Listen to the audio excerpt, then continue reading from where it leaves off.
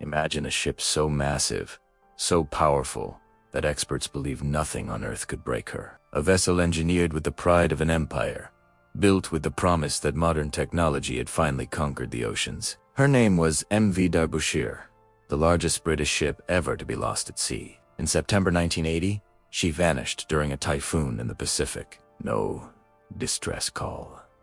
No survivors. No wreckage found for more than a decade. For years, the world believed it was just another storm, another tragic accident in the unpredictable waters of the Pacific. But the deeper investigators looked, the more disturbing the truth became. How could a ship built to withstand the worst weather simply disappear? Why did every report contradict the one before it? And why did families have to fight for decades just to force authorities to ask the right questions? This is not just a story of a shipwreck. It is the story of a cover-up, of engineering flaws hidden behind corporate silence, of government failures masked as unavoidable tragedy, and of families who refused to let their loved ones become statistics. Because when the MV Derbyshire finally revealed her secrets from nearly 4 kilometers below the surface, the truth was more shocking than anyone imagined. The Derbyshire didn't sink because of a typhoon. She sank because of choices, negligence, and warnings ignored. This documentary will pull back the layers of silence, piece together the final hours of the ship, and uncover how her loss reshaped maritime safety forever. A steel giant believed to be invincible, a storm that became the perfect scapegoat, and a truth that stayed buried in the deep for 14 long years. This is the real story of MV Derbyshire, the ship that should never have been lost. The North Atlantic has swallowed many ships, but few names echo with as much mystery and heartbreak as the MV Derbyshire, the largest British ship ever lost at sea. Yet, before she became a symbol of tragedy, she was celebrated as a masterpiece of engineering. A floating titan. Launched in 1976, the Derbyshire wasn't just another cargo ship. She was a behemoth. At nearly 300 meters long, built with reinforced steel and powered by immense engines, she was designed to carry millions of dollars worth of ore through the world's toughest waters. Shipbuilders called her unsinkable. Sailors admired her stability, and the shipping company trusted her enough to send her on the most demanding routes.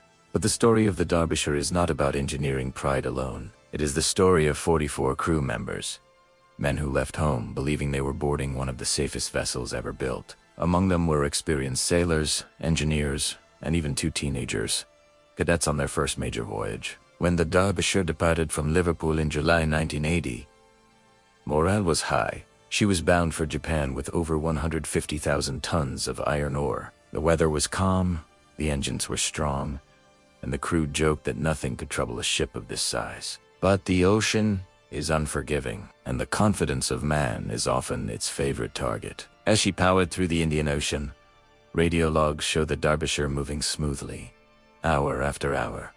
No warnings, no signs of trouble, no hint that disaster was coming. But far away, over the Philippine Sea, something monstrous was forming, a tropical depression slowly growing into one of the most violent typhoons of the decade. Typhoon Orchid. At first, meteorologists didn't consider it a threat. Its path was uncertain, its strength unpredictable.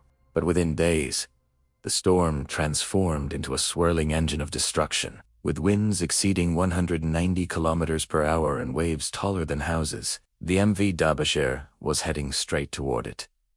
The crew didn't know. Weather communication in 1980 was slow and often unreliable. By the time the warnings reached nearby ships, the Derbyshire was already deep inside the storm's expanding path. Still, no one panicked. This was a massive ship, larger than the Titanic, built to withstand violent seas. To the crew, surviving a storm wasn't a question. It was a routine part of the job.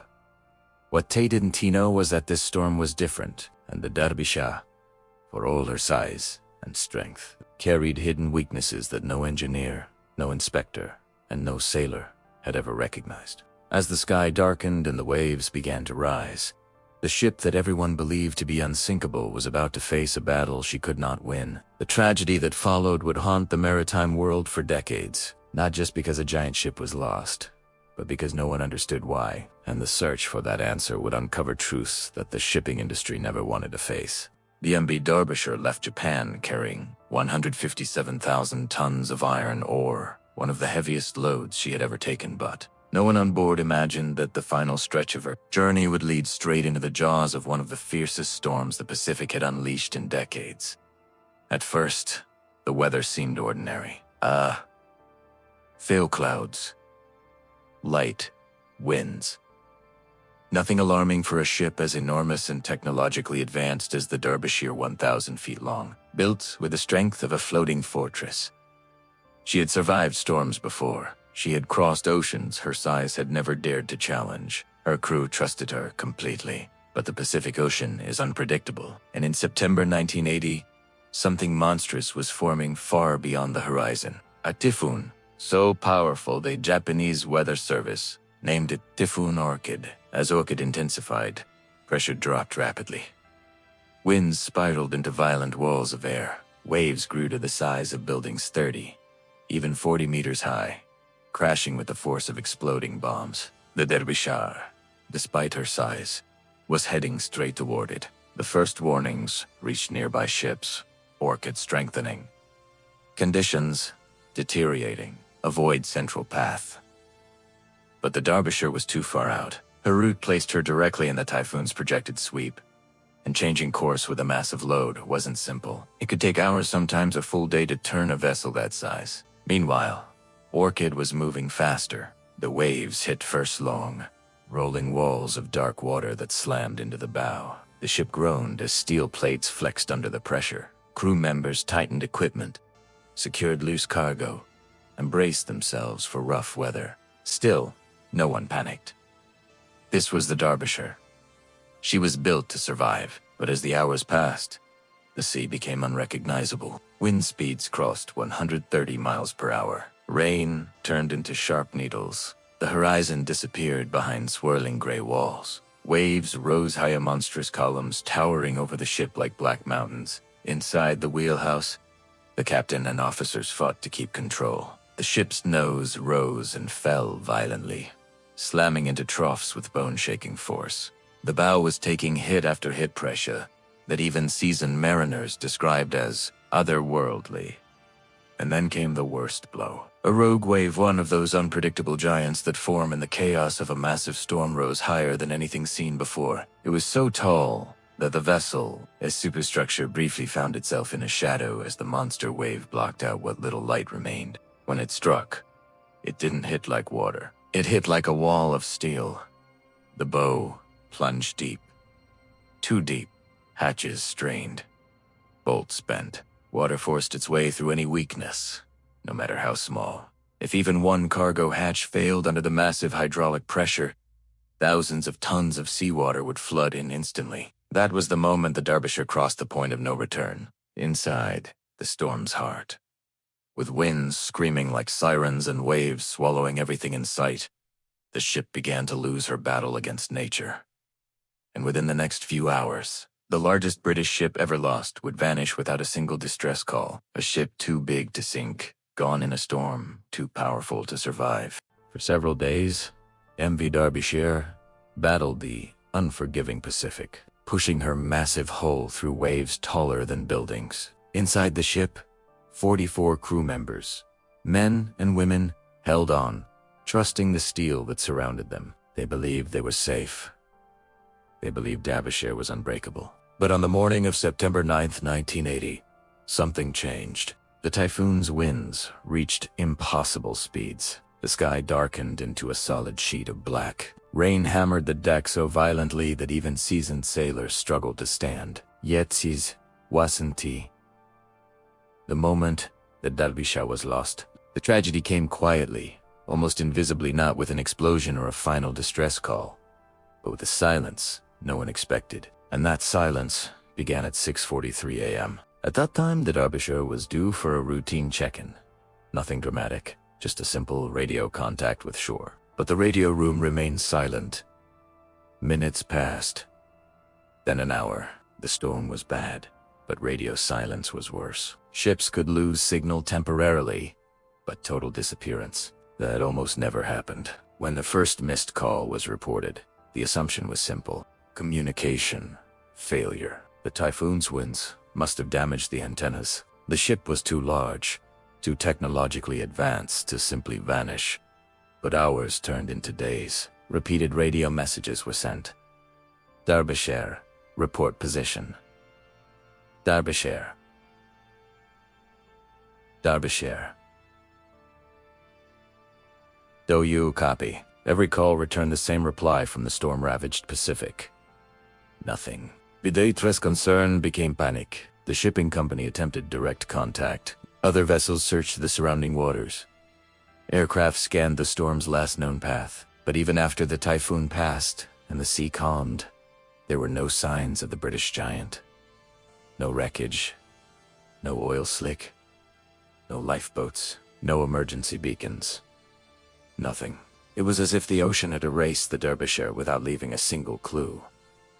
Families waited desperately for news. Many clung to hope, imagining the crew adrift in lifeboats or washed ashore somewhere remote. But search teams reported again and again. No sightings. What made the vanishing even more disturbing was the sheer size of the ship. The Derbyshire wasn't a small freighter. She was over 90,000 tons, longer than 3 football fields. For a vessel that colossal to disappear so completely, something catastrophic had to happen. Something sudden. Something the crew never had a chance to escape. By the end of the official search, government reports quietly concluded that the Derbyshire was presumed lost with all hands. But even that conclusion felt hollow. How could the largest British ship ever built simply slip beneath the waves, unseen by satellites, radar, or even nearby vessels? Why was there no distress signal? Why was no debris found? Why did the ocean swallow everything? The crew, the cargo, the steel, without leaving a trace? These questions didn't just haunt the families. They haunted the entire maritime community. Because if a ship as massive and modern as the Derbyshire could disappear without warning, what did that mean for every sailor who stepped aboard a ship in the open sea? The vanishing wasn't just a tragedy, it was a mystery that demanded answers. And those answers would take 14 long years to uncover. When the MV Derbyshire vanished, it didn't just take 44 lives into the depths of the Pacific. It left behind a void filled with unanswered questions. For the families, silence was the cruelest wound. They didn't know how the ship sank, why it failed so catastrophically, or whether something or someone was responsible. And in the early days, it seemed as though no one wanted to find those answers. The British government's initial conclusion was cold and convenient. The Derbyshire must have succumbed to extreme weather conditions. A typhoon, they said. A natural tragedy, nothing more. To officials, this explanation wrapped the case neatly. New controversy, new blame. But for the families of the 44 crew members, especially the parents, wives, and children, this answer felt incomplete. Insulting, like the truth was being buried beneath bureaucracy, just as the ship was buried beneath 4,000 meters of ocean. Among them was the family of Captain Will Roberts, whose brother, Barry Roberts, refused to accept the official story. How can a ship built to be virtually unsinkable, he asked, just disappear without a trace? The Derbyshire wasn't just any ship.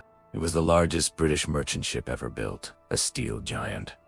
Stronger than many naval vessels, designed to endure the worst nature could unleash, and yet she vanished as though she had never existed. This contradiction fueled a fire that would burn for decades. Families formed a pressure group, the Derbyshire Family Association. Ordinary citizens, office workers, widows, engineers suddenly found themselves fighting the British government, the shipping industry, and the official maritime establishment. They collected documents, interviewed experts, met with naval officers, and most importantly, refused to be silenced. Their message was simple. We want the truth. It wasn't an easy battle. Gears passed. Appeals were rejected. Requests for an independent inquiry were ignored. But the families persisted. They traveled across the country, demanding that Derbyshire's loss be re-examined. Their persistence began attracting support from maritime engineers, shipbuilders, and survivors of other disasters. A quiet movement became a loud campaign. Finally, in 1989, nearly a decade after the sinking, an extraordinary opportunity emerged. American oceanographer Dr. David Mearns, renowned for locating deep-sea wrecks, offered to help. He believed that Derbyshire's wreck could be found. He believed answers were still lying intact on the ocean floor. The families seized the chance. With combined funding from unions, donations, and international support, a deep-sea mission was launched. Robotic submersibles descended into the pitch-black depths of the Philippine Sea, mile after mile of cables stretching into darkness. And then, after 9 long years of waiting, the cameras revealed something no one had seen since 1980. The Derbyshire, broken, twisted, scattered across the seabed like the skeleton of a fallen titan. Her condition told a story far more complex and disturbing than bad weather. The truth was finally within reach, and what investigators found would not only rewrite her final moments, but also expose dangerous flaws in the global shipping industry. 4 years after the MV Derbyshire vanished, the official narrative remained unchanged. A powerful typhoon, a tragic accident, nothing more. But that explanation never satisfied the people who mattered most. The families, the wives who never received bodies, the parents who never heard their children's last words, the children who grew up only with a photograph of someone who sailed away and never returned. They refused to accept the idea that the largest British ship ever lost had disappeared without a trace, simply because the weather was bad. And so, a movement began. By the late 1980s, shipping unions, maritime engineers, and especially the Derbyshire Family Association DFA, started demanding answers. Real answers. Not assumptions, not convenient conclusions. Evidence. They pointed out something crucial. Typhoon Orchid had swallowed many ships, but none remotely as massive or as modern as Derbyshire. How could a vessel built to survive the harshest seas collapse so completely? The families felt the truth was being buried under bureaucracy. They believed human error, or worse, corporate negligence, was being protected. But governments were resistant. Shipping companies were defensive, and the idea of reopening an expensive investigation into a shipwreck that rested somewhere in the Pacific at a depth of nearly 4 kilometers seemed impossible. Still, the families pushed. They wrote letters, held protests, spoke to journalists, forced their voices into Parliament, and slowly, the tide began to turn. In 1989, the International Transport Workers Federation (ITF) joined the fight. They funded independent experts, naval architects, structural engineers, oceanographers, to re-examine every remaining document related to Derbyshire. What they found changed everything. The original investigation had overlooked key issues. Potential structural weaknesses in the hatch covers design flaws shared by Derbyshire's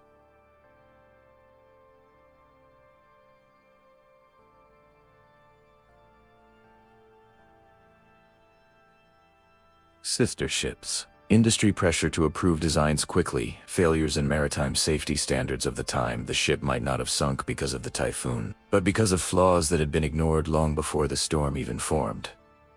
The families finally had leverage. They presented their findings. They challenged the government publicly. And soon, British officials had no choice but to act. In 1994, 14 years after the sinking, the UK government officially reopened the Derbyshire investigation. For the first time, the case shifted from a tragic accident to a possible man-made disaster. A search expedition was approved. State-of-the-art underwater robots were deployed. The area of the Pacific where Derbyshire last transmitted a message became the focus of a massive operation. And when the wreck was finally found, it wasn't lying peacefully on the seabed. It was shattered across miles of ocean floor, broken apart in ways no one expected, damaged in ways no storm alone could explain. The reopened investigation had just begun, but already the story of the Derbyshire was unraveling, and what came next would rewrite maritime history. For nearly 2 decades, the MV Derbyshire rested in darkness, 4 kilometers beneath the surface, in a part of the ocean where sunlight never reaches, where pressure is so crushing it can flatten steel. For years, this abyss kept her secrets, But when investigators finally reached the wreck, the ocean told the story no one expected. The mission to find Derbyshire's remains was one of the most ambitious underwater searches ever undertaken. This wasn't a simple salvage job. This was about confronting a mystery that had haunted families, engineers, and the entire maritime industry for 20 years. The search team used technology once reserved for space exploration: deep-sea submersibles, sonar scans, robotic arms, and high-resolution cameras, all deployed in an environment more hostile than the surface of Mars. Yet even with this advanced equipment, locating Derbyshire was like trying to find a needle in an ocean-sized haystack. But on a quiet day in 1997, as sonar images flickered across a cold metal screen, something finally appeared. A massive shadow. Twisted steel. Fragments of a ship once longer than the Titanic. They had found her. What the cameras revealed was devastating. The Derbyshire wasn't lying peacefully on the seafloor like a sleeping beast. She was torn apart, scattered across a vast area, her enormous hull broken into dozens of sections. Each piece told a different chapter of the tragedy. The first thing investigators noticed was the forward deck. It had buckled inward, folded like cardboard, crushed with unimaginable force. This alone shattered the long-standing myth that giant ore carriers were unsinkable. Then came the most shocking evidence. The massive hatch covers, each weighing several tons, were found blown inwards, not torn off from the outside. This changed everything. For years, the official theory blamed rogue waves or poor seamanship. But now it was clear. Water had entered the cargo holds from above, forcing the hatch covers down with colossal pressure. How?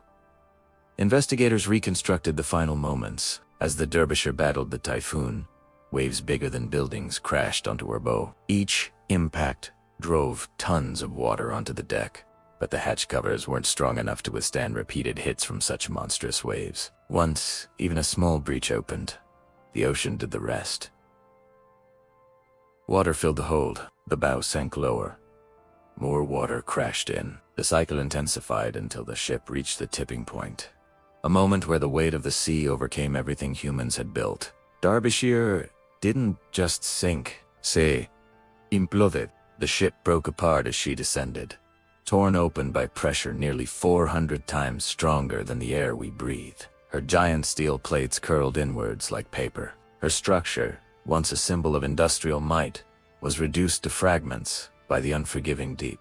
This discovery was more than a scientific breakthrough. It was emotional closure for the families who'd waited decades for answers. The ocean had hidden the truth, but it had not erased it. For the first time, the world understood the scale of the disaster, how easily it could have been prevented. For most families, the sinking of the MV Derbyshire was not just a tragedy. It was an open wound that refused to heal. 44 loved ones were gone, and all the world gave them in return was silence, speculation, and a government conclusion that felt like an insult. The ship was overwhelmed by the storm. Nothing unusual occurred.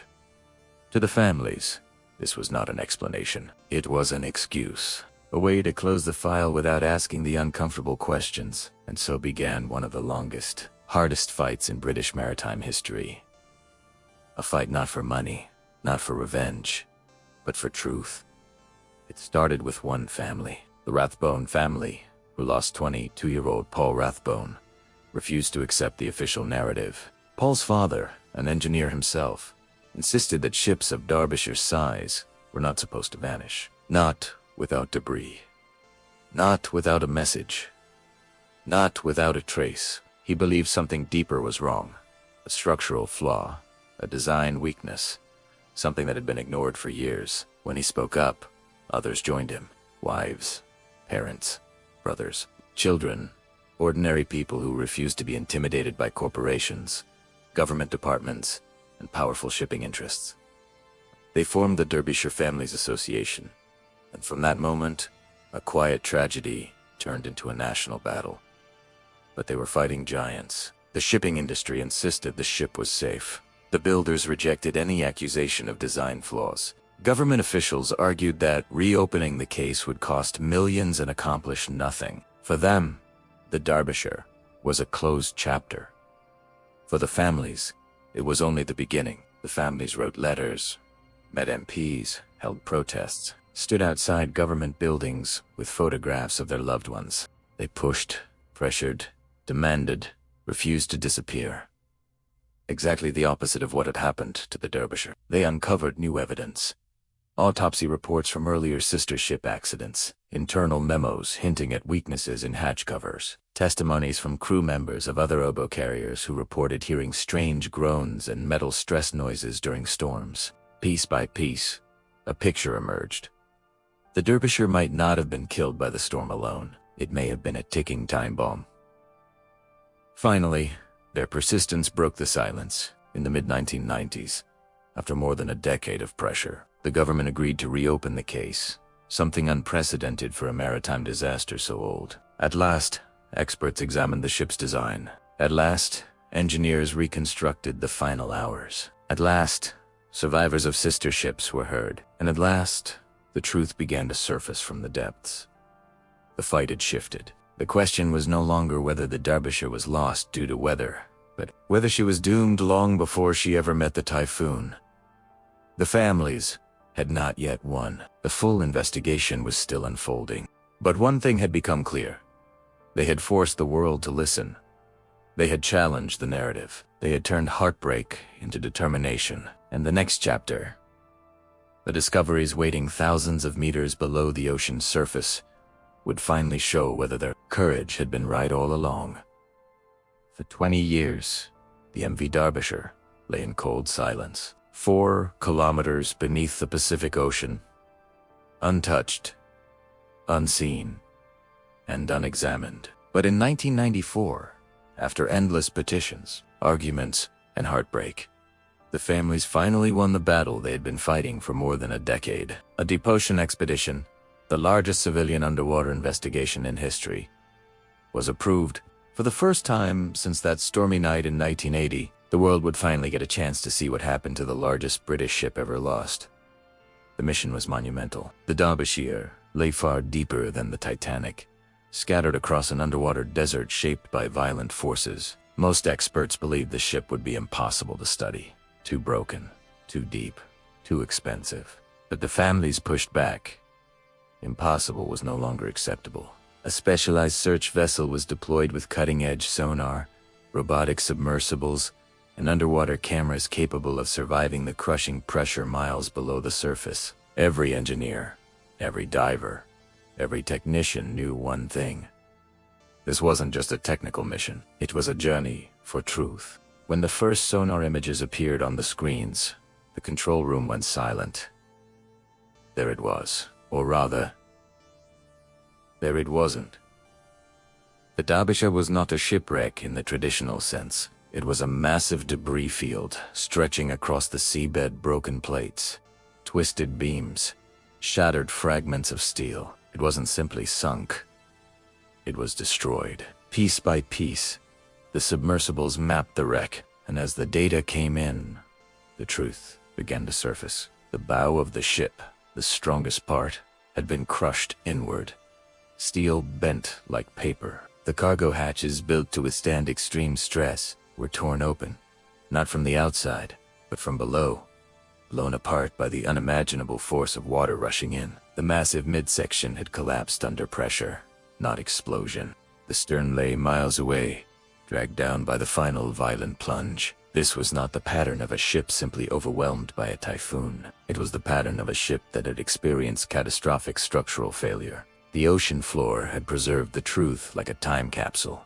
The investigators now had something the families never expected. Answers. The evidence showed that as the typhoon battered the Derbyshire, seawater breached the first hatch. That single failure triggered a chain reaction. The pressure built rapidly, ripping open other hatches, one by one. Within moments, thousands of tons of water surged inside. No structure on Earth could survive such force. The ship didn't sink slowly, it was pulled under with terrifying speed. For years, the families had been told their loved ones died because the storm was too strong. But now the truth became undeniable.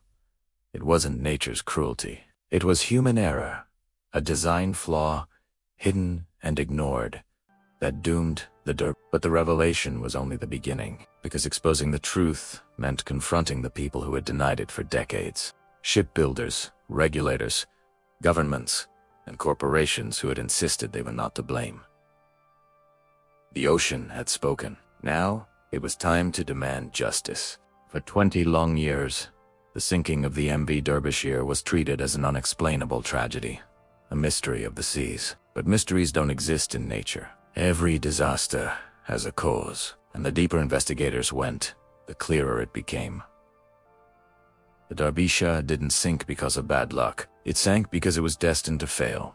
The final answer began to emerge only after the wreck was found 4 kilometers beneath the surface, broken into millions of pieces across the ocean floor. At first, the sheer destruction suggested a massive, sudden force. Many believed the typhoon had simply overpowered even a giant like the Derbyshire, but scientific analysis proved otherwise. When engineers examined the bow section, they noticed something crucial.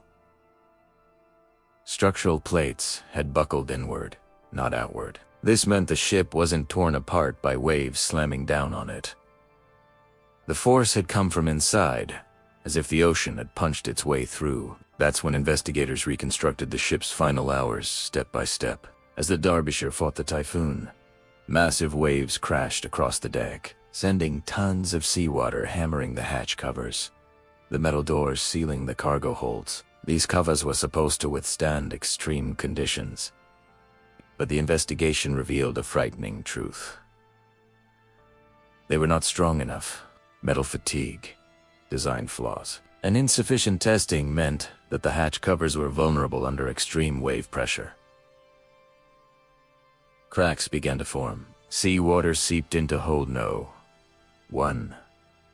Then into hold no. 2. A bulkhead collapsed. Then another. Every time water filled the compartment, the ship became heavier, slower, lower in the water. By the time the crew realized what was happening, the ocean had already won the battle. And then came the final blow. A superwave. A towering wall of water far larger than anything imagined at the time crashed down on the weakened bow. The forward section couldn't withstand the pressure. It broke. The ship snapped apart, and in less than 2 minutes, the MV Derbyshire was gone. Not because the typhoon was too strong, not because the crew made a mistake, but because the ship had been built with critical design weaknesses. Weaknesses no one wanted to admit. For the families, this discovery was devastating. For 2 decades, they had been told the Derbyshire was lost to an act of God, a tragic accident with no one to blame. Now they knew the truth was far more painful. This disaster was preventable, and what made it worse was the silence. Many had suspected these structural issues for years. Warnings were ignored. Reports were buried. Safety improvements were delayed. And 44 lives were the cost of that negligence. In the final analysis, investigators concluded what the families already believed. The Derbyshire wasn't destroyed by nature. It was destroyed by human failure in design, in oversight, and in accountability. A ship built to carry thousands of tons of steel had been undone by a single crack in the hatch. And that crack was the truth the world needed to hear. The sinking of the MV Derbyshire did not end in the cold waters of the Pacific. Her story, buried beneath 4,000 meters of crushing darkness, refused to stay underwater, because the Derbyshire was not just a ship. She was a symbol of everything that went wrong, and everything that needed to change. 4 years after the tragedy, the Derbyshire was dismissed as just another maritime loss. A casualty of a fierce typhoon, a tragic twist of fate, a ship simply overwhelmed by nature. But nature was not the only force at play. When investigators finally reached the wreck in the deep Pacific, they uncovered truth, hidden behind steel fractures and twisted metal. The Derbyshire hadn't simply sunk. She had failed. And that word changed everything. The inquiry revealed structural weaknesses, vulnerable hatch covers, flawed designs, and safety assumptions that had been repeated across the entire global shipping industry. The Derbyshire wasn't a freak accident. She was a warning, and the families of her lost crew made sure the world heard it. In the years following the discovery, The Derbyshire became the center of a monumental shift in maritime safety. Her case forced shipping companies, engineers, and governments to confront uncomfortable truths. That ships were being designed with dangerous compromises, that safety standards were outdated and incomplete, that the lives of crew members were being put at risk by corporate shortcuts. And slowly, painfully, stubbornly, change began. New international regulations were introduced for hatch cover strength, cargo ship design, and structural testing. Shipbuilders were forced to adopt stricter standards. Companies revised their safety practices. The International Maritime Organization tightened global rules. These reforms saved lives. Lives of sailors who would never know the name Derbyshire, but who survived storms and typhoons because the world finally listened. But the legacy of the Derbyshire was not only written in technical reforms, it lived in something deeper, something more human. It lived in the families who refused to give up, the parents who demanded answers, the widows who challenged governments, the children who grew up fighting to clear their fathers' names. Their determination became a landmark case in maritime history. Ordinary citizens forced an entire global industry to admit its mistakes, and somewhere, 4,000 meters below the surface, the Derbyshire rests, no longer a forgotten tragedy, but a monument to the courage of those who sought the truth. She remains the largest British ship ever lost, but she is also the ship that changed everything. Her story teaches us a simple but powerful lesson. That truth may sink into the deep, but it does not disappear. It waits patiently for someone brave enough to bring it back to the surface. The Derbyshire may be gone, swallowed by the Pacific, but her legacy endures in safer ships, stronger regulations, and a world that finally learned that even giants can fall, and that we must understand why.